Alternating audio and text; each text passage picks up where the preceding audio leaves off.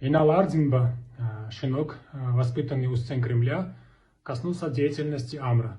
Давайте посмотрим. Естественные переживания по теме госдачи Пицунда подхватываются и искусственно нагнетаются извне.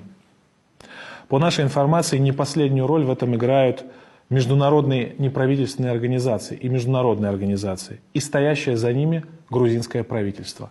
Обратите внимание на экран.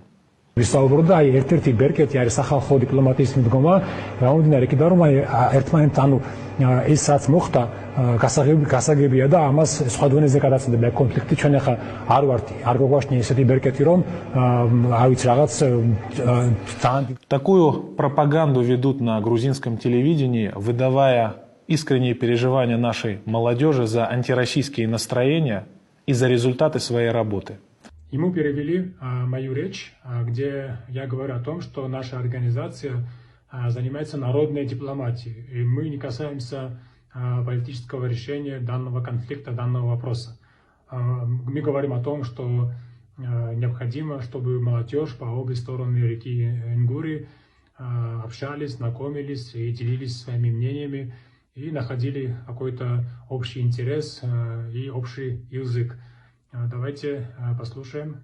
Хотел бы перевести то, что сказал общественный деятель.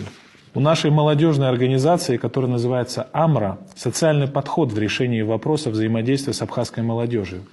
Имеется в виду использование площадок социальных сетей – Фейсбука, ТикТока, Инстаграма – для обмена мнениями.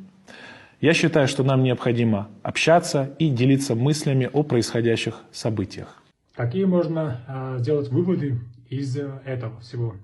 Во-первых, он действительно воспитанный у стен Кремля, приспешник и служит интересам Москвы. Во-вторых, те, кто действительно служит только интересам Москвы и не прислушиваются людям, молодежи, им действительно пугает, что народная дипломатия, действительно пугает, что люди, простые граждане, простые люди, простой народ может найти общий язык и совместно строить свой дом, двигаться вперед.